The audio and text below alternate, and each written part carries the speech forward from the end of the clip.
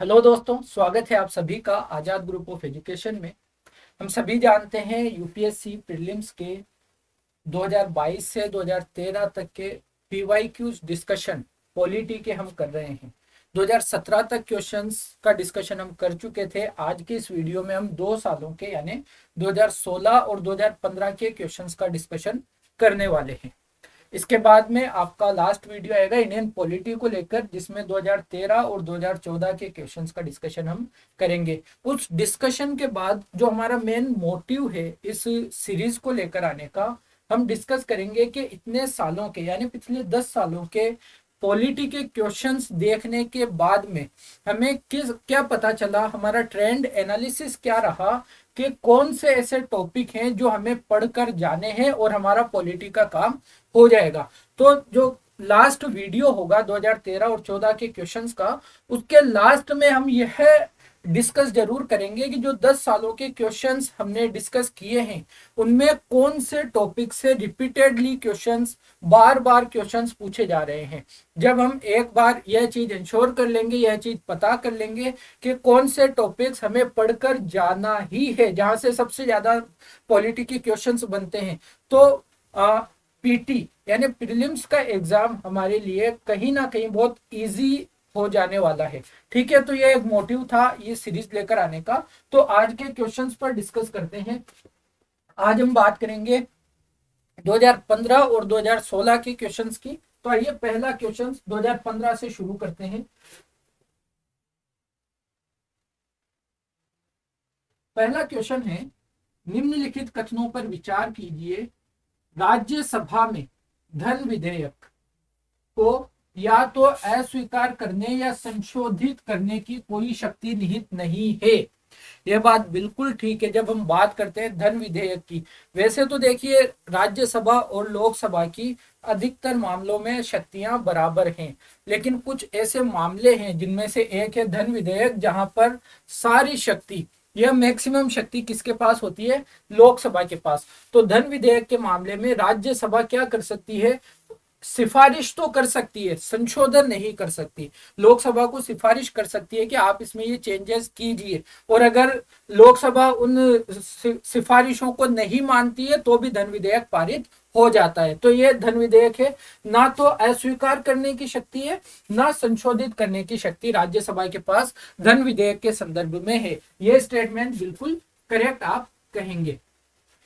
राज्यसभा अनुदानों की मांगों पर मतदान नहीं कर सकती। बिल्कुल सही बात है। बजट पर जो अनुदान की मांगों पर जो मतदान होता है, मतदान सिर्फ लोकसभा में होता है, राज्यसभा में नहीं। ठीक है, डिस्कस जरूर होता है बजट का, ऐसी चीजों का डिस्कशन जरूर राज्यसभा में होता है, लेकिन मतदान नहीं होता। यह बात ठीक है, तो इसे भी हम सही मानेंगे। राज्यसभा में वार्षिक वित्तीय विवरण यानी बजट, वार्षिक वित्तीय विवरण पर चर्चा नहीं हो सकती। चर्चा तो हो सकती है, लेकिन मतदान यहाँ पर नहीं होता है। अगर हम देखें तो मतदान कहाँ पर होता है? लोकसभा में ही आपका किया जाता है। तो इसका अगर हम ऑप्शन मानेंगे, तीसरा तो हमने गलत कर दिया, क्योंकि हो सकती है चर्चा, मतदान नहीं होगा अनुदानों की मांगों पर, और धन विधेयक के संबंध में इस तरह की शक्ति नहीं है। पहला और दूसरा आपके आंसर बिल्कुल करेक्ट है, तो हमारा आंसर होगा ऑप्शन बी। अगला क्वेश्चन देखते हैं। द क्वेश्चन इज, निम्नलिखित में से कौन औद्योगिक कर्मकारों के लिए उपभोक्ता कीमत सूचकांक यानी consumer price index number for industrial workers निकालता है? अच्छा, ये इकोनॉमी का क्वेश्चन हम इसे कहेंगे, इकोनॉमी का क्वेश्चन ये है, लेकिन अब आ गया है तो आंसर आपको पता होना चाहिए। श्रम ब्यूरो के द्वारा यह जारी किया जाता है। ठीक है, आगे बढ़ते हैं।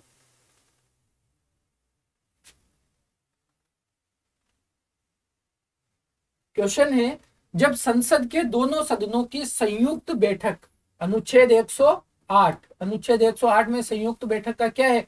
प्रावधान है। कोई विधेयक निर्दिष्ट किया जाता है तो इसे किसके द्वारा पारित किया जाना होता है?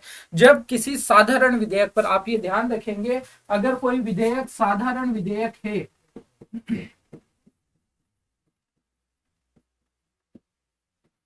और इस साधारण विधेयक को पारित करने को लेकर लोकसभा और राज्यसभा में गतिरोध उत्पन्न हो गया है। लोकसभा पारित कर रही है तो राज्यसभा उसे पारित नहीं करना चाह रही है। ऐसी स्थिति में क्या बुलाई जा सकती है, संयुक्त बैठक का प्रावधान किया गया है 108 के अंतर्गत।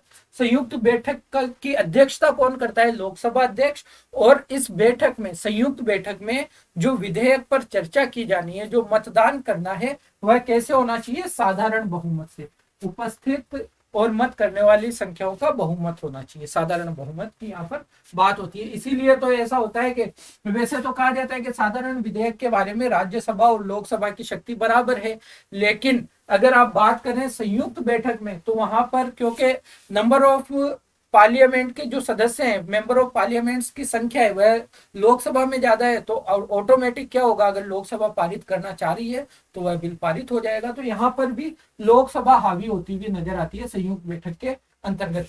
तो उपस्थित तथा मत देने वाले सदस्यों का साधारण बहुमत की हमें जरूरत होती है, ना कि 3/4 का, ना 2/3 का, ना सदनों के पूर्ण बहुमत का। यह गलत है। साधारण बहुमत से आप पास कर सकते हैं चीजों को। आगे बढ़ते हैं।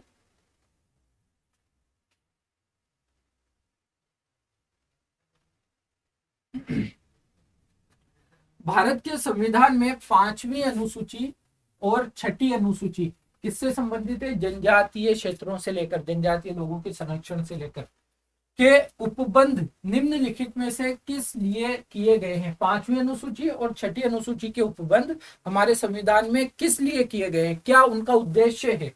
अनुसूचित जातियों के हितों के संरक्षण के लिए, राज्यों के बीच सीमाओं के निर्धारण के लिए, पंचायतों की शक्तियों, प्राधिकारी और उत्तरदायित्वों के निर्धारण के लिए, सभी सीमावर्ती राज्यों के हितों के संरक्षण के लिए। तो मुझे लगता है इससे आसान क्वेश्चन और क्या हो सकता है ना। अगर आपने पॉलिटी जरा भी ध्यान से पढ़ी है तो आप इसको बहुत आसानी से टिक कर सकते हैं। इसका ऑप्शन ए हमारा उत्तर होगा। अनुसूचित जनजातियों के संरक्षण के लिए जो महत्वपूर्ण प्रावधान है वह अनुसूची 5 और अनुसूची 6 के अंतर्गत किए जाते हैं या किए गए हैं। आगे बात करते हैं अगले क्वेश्चन की। संघ की सरकार यानी हमारी जो केंद्र सरकार होती है, यूनियन गवर्नमेंट के संदर्भ में निम्नलिखित कथनों पर विचार कीजिए। ठीक है, विचार करते हैं संघ की सरकार को लेकर।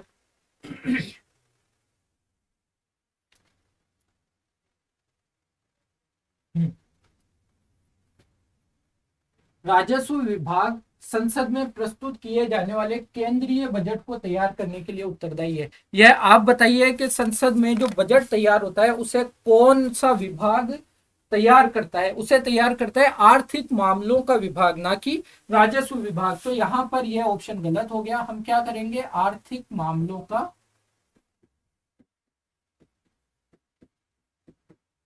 विभाग ये काम करता है, तो इसे हम गलत कर देंगे। जब पहला गलत होता है तो दो ऑप्शन हमारे एलिमिनेट हो जाते हैं, फर्स्ट और लास्ट वाला। अब बचता है 2 और 3 और केवल 2। तो दूसरा तो सही है क्योंकि ऑप्शन हमें बता रहे हैं भारत की संसद के प्राधिकरण यानी ऑथोराइजेशन के बिना कोई धन भारत की संचित निधि से निकाला नहीं जा सकता। बिल्कुल सही बात है। अगर आप भारत की संचित निधि से कोई धन निकालना चाह रहे हैं तो संसद की अनुमति तो आपको लेनी ही पड़ेगी। ठीक है, तो ये तो बिल्कुल सही बात है।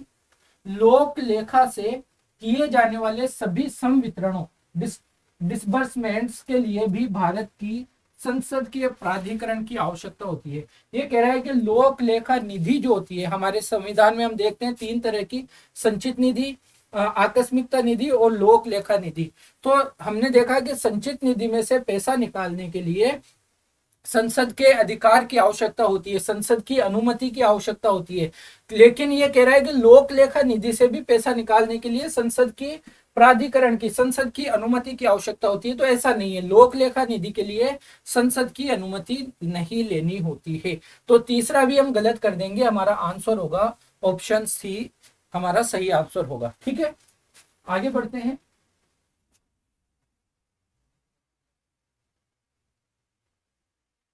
अगला क्वेश्चन है, निम्नलिखित में से कौन भारत के संविधान का अभिरक्षक, कस्टोडियन है।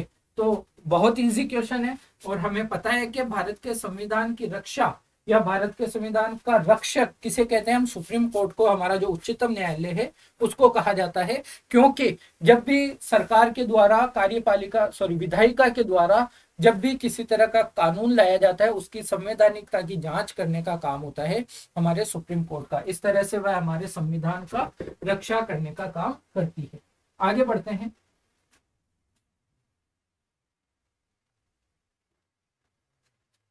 निम्नलिखित कथनों पर विचार कीजिए।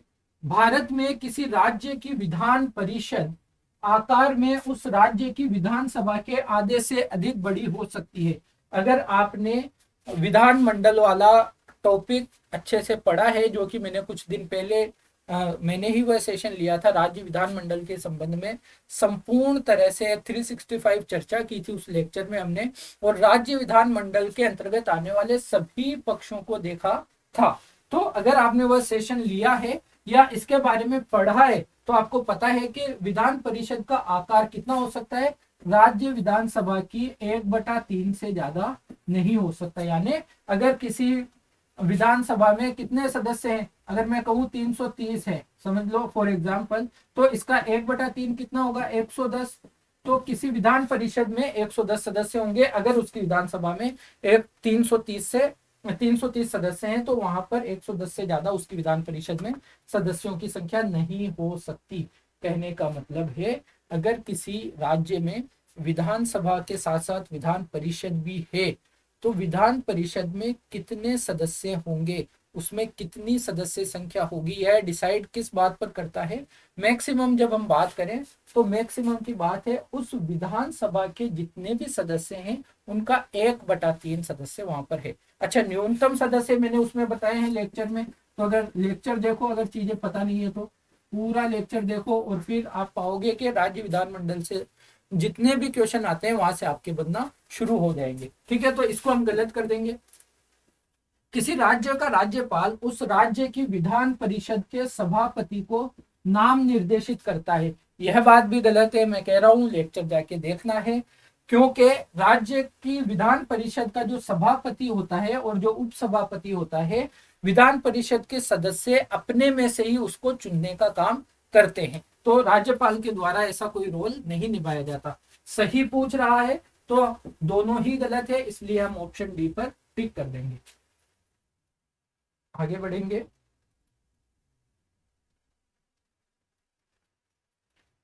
भारत की प्रभुता, एकता और अखंडता की रक्षा करें और उसे अक्षुण्ण रखें, यह उपबंध किसमें किया गया है? तो अगर आपको संविधान का भाग 4A पता है, मौलिक कर्तव्यों वाला, उसमें जो अनुच्छेद 51A है, एक ही तो अनुच्छेद है उसमें, और उसका जो सी पार्ट है उसमें एग्जैक्ट यह बात कही गई है। तो आप कहेंगे कि मूल कर्तव्य में यह बात लिखी हुई है। क्या करना है? भारत की प्रभुता, एकता और अखंडता की रक्षा करनी है और उसे अक्षुण्ण बनाए रखना है, उस पर कोई आंच नहीं आनी चाहिए। ठीक है, तो आगे बढ़ते हैं। इजी क्वेश्चन था।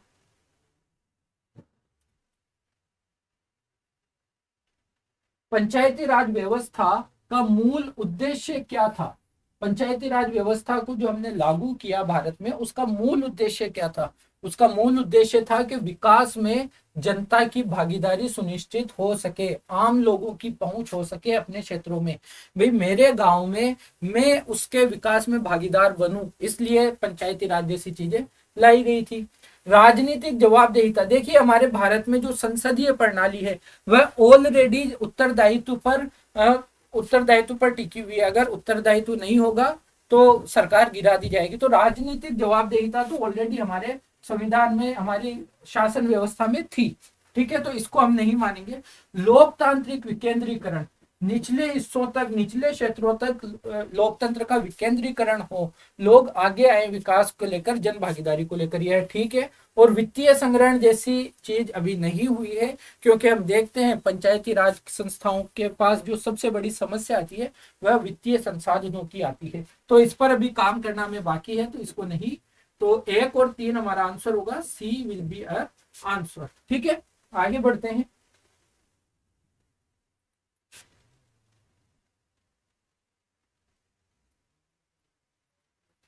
भारत के संविधान में कल्याणकारी राज्य का आदर्श किसमें प्रतिस्थापित किया गया है? DPSP, DPSP directive principles of state policies, अनुच्छेद 38 आप देखेंगे तो वहां पर आपको नजर आएगा कल्याणकारी राज्य के आदर्श के रूप में। तो डीपीएसपी हमारा यहाँ पर आंसर होगा। भारत में संसदीय प्रणाली की सरकार है क्योंकि, अच्छा संसदीय प्रणाली के बारे में अगर आपको पता है तो कर लेंगे। लोकसभा जनता द्वारा प्रत्यक्ष रूप से निर्वाचित होती है, लोकसभा होती है, लेकिन क्या जहां पर अध्यक्षीय प्रणाली है वहां पर भी तो लोकसभा यानी वहां का हाउस ऑफ कॉमन्स जो होता है या हाउस ऑफ रिप्रेजेंटेटिव्स होता है वह भी तो डायरेक्ट चुना जाता है ना। तो यह है, लेकिन यह संसदीय प्रणाली के अंतर्गत है, ऐसा आवश्यक नहीं है। संसद संविधान का संशोधन कर सकती है, वह तो अमेरिका में भी कर सकती है जहां पर अध्यक्षात्मक प्रणाली है, भले थोड़ा कठोर है संविधान का संशोधन करना, लेकिन कर तो सकती है। तो यह भी हो तो सकता है भारत में जो संसदीय प्रणाली है उसके अंतर्गत भी, लेकिन यह अध्यक्षात्मक में भी हो सकता है। हमें एक ऐसी खूबी बतानी है जिसमें संसदीय प्रणाली की ही वह विशेषता रहे, ना कि अध्यक्षात्मक प्रणाली की। राज्यसभा को भंग नहीं किया जा सकता, यह भी क्वालिटी तो है, लेकिन सिर्फ संसदीय प्रणाली की नहीं है। मंत्रिपरिषद लोकसभा के प्रति उत्तरदायी है। अब आप देखिए अध्यक्षात्मक प्रणाली वाले अमेरिका को, वहां की मंत्रिपरिषद वहां की संसद पर डिपेंडेंट या उत्तरदायी नहीं होती है, वहां पर स्थायित्व का मंत्र काम करता है, ना कि उत्तरदायित्व का। तो यह हमारी विशेषता है संसदीय प्रणाली की। ठीक है, तो डी होगा हमारा आंसर। आप जब पढ़ते हैं तो आपको लगता है उत्तर तो सभी सही है, लेकिन पूछ क्या रहा है वहां पर हमें डिपेंड करता है कि हमें टिक किसको करना है। ओके, आगे बढ़ते हैं।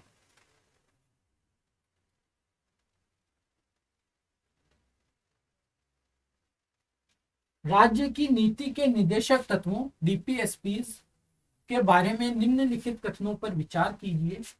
ये तत्व यानी डीपीएसपी सामाजिक आर्थिक लोकतंत्र की व्याख्या करते हैं, बिल्कुल करेक्ट बात है।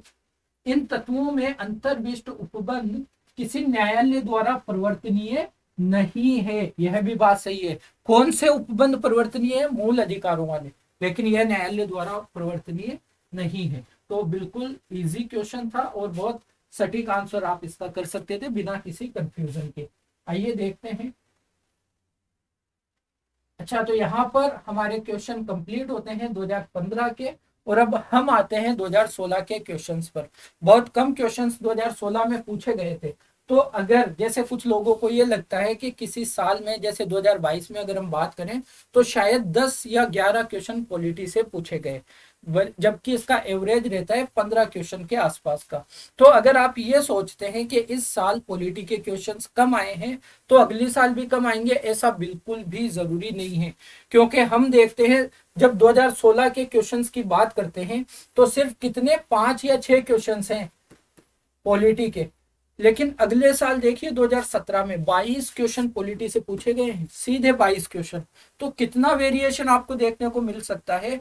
तो यूपीएससी अगर हम प्रीलिम्स के अकॉर्डिंग देखें तो वाकई में अनप्रिडिक्टेबल सर्विस कमीशन कहा जा सकता है। ठीक है, तो आप किसी एक साल के कम क्वेश्चंस देखकर आप अंदाजा नहीं लगा सकते कि उसके अगले साल भी क्वेश्चंस उतने ही कम रहने वाले हैं। इसलिए मैं आपसे कहूंगा पॉलिटी आपके प्रीलिम्स की तैयारी को लेकर बहुत ही ज्यादा महत्वपूर्ण सेगमेंट है, बहुत ज्यादा महत्वपूर्ण है। इसलिए पॉलिटी तो हमें बहुत अच्छे से तैयार कर ही लेना है। ठीक है, आगे बढ़ते हैं 2016 के क्वेश्चंस की बात करेंगे।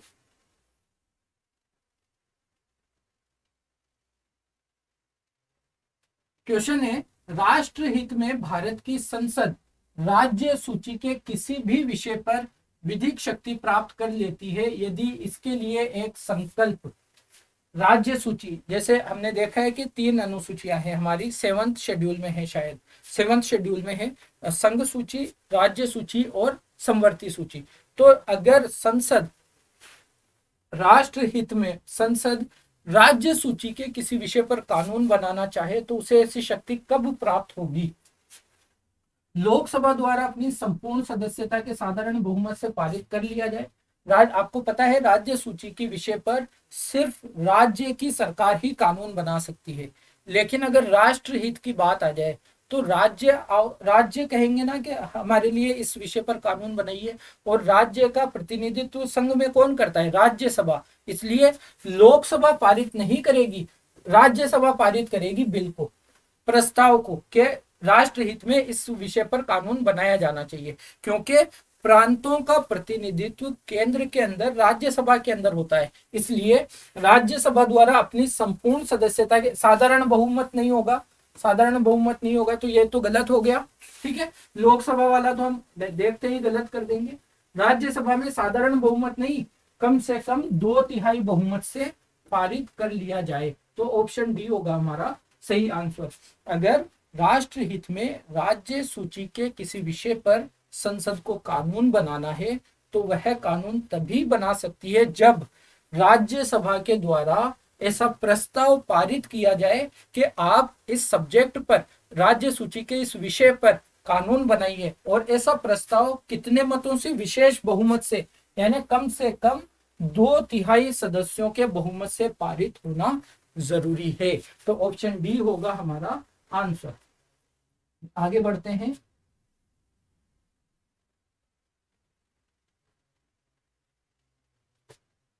निम्नलिखित कथनों पर विचार कीजिए। किसी भी व्यक्ति के लिए पंचायत का सदस्य बनने के लिए न्यूनतम निर्धारित आयु, काट दो इसको, 21 वर्ष है, 25 वर्ष नहीं है, तो पहला स्टेटमेंट हम गलत कर देंगे। पंचायत के समय पूर्व भंग होने के पश्चात, अगर पंचायत समय से पहले भंग हो जाती है तो उसका पुनर्गठन पंचायत केवल अवशिष्ट समय के लिए ही की जारी रहती है। यानी अगर कोई पंचायत 5 साल के लिए चुनी गई है लेकिन वह समय से पहले भंग हो गई 2 साल में ही, तो अब जो पंचायत चुनी जाएगी वो अगले 3 सालों के लिए चुनी जाएगी, अवशिष्ट समय के लिए। लेकिन अगर वह पंचायत 4.5 साल बाद भंग हुई है, यानी 6 महीने ही बचे हैं अब उसके कार्यकाल में, तो अब जो नई पंचायत चुनी जाएगी ना वो पूरे 5 सालों के लिए चुनी जाएगी। यह प्रावधान है। तो यह वाला सही है, सेकंड स्टेटमेंट करेक्ट है, पहला गलत है। हमारा हमसे सही पूछा गया है तो बी होगा हमारा करेक्ट आंसर। ओके, आगे बढ़ते हैं।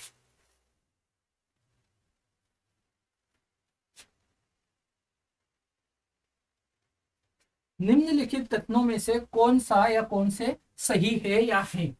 लोकसभा में लंबित कोई विधेयक उसके 17वें स्थान पर, अच्छा 17वें स्थान पर ना कोई बिल डेड होता है ना लैप्स होता है, कुछ भी नहीं होता। अगर 17वें स्थान हो गया तो अगले सत्र में उस पर बात कर ली जाएगी। 17वें स्थान पर बिल का कुछ भी नहीं बिगड़ता है। लोकसभा में लंबित कोई विधेयक उसके 17वें स्थान पर वेपगत हो जाता है, नहीं होता, वेपगत नहीं होता है, तो ये बात गलत है। अगर लोकसभा का विघटन होता है ना, ये तो 17वें स्थान हो रहा है, यानी सत्र खत्म हो रहा है। जैसे अभी विंटर सेशन चल रहा है तो विंटर सेशन खत्म हो गया, तो इसका मतलब ये थोड़ी है कि विंटर सेशन में अगर कोई बिल पारित नहीं हुआ तो वह खत्म ही हो जाएगा, अगले सेशन में उस पर बात कर लेंगे। लोकसभा का विघटन तो नहीं हुआ है ना। हाँ, तो यहाँ पर 17वें स्थान होने पर किसी भी तरह का फर्क नहीं पड़ता है बिल के ऊपर, तो यह गलत है। राज्यसभा में लंबित कोई विधेयक जिसे लोकसभा ने पारित नहीं किया है, लोकसभा के विघटन पर वेपगत नहीं होगा। अब मुझे बात बताइए, कोई विधेयक है, कोई साधारण विधेयक किसी भी सदन में पहले लाया जा सकता है, तो अगर कोई विधेयक राज्यसभा में पहले आ गया और इस पर अभी चर्चा ही हो रही है, यहाँ पर इसके बाद में चर्चा होने के बाद पारित होगा और लोकसभा में जाएगा, तो लोकसभा पहले से ही विघटित हो गई।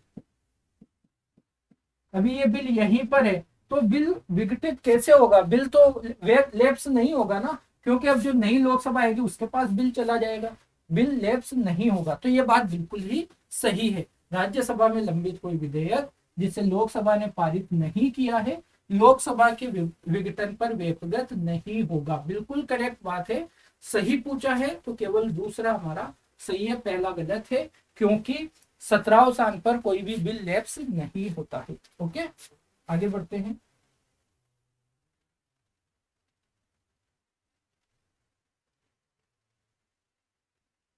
क्वेश्चन कह रहा है निम्नलिखित कथनों पर विचार करें।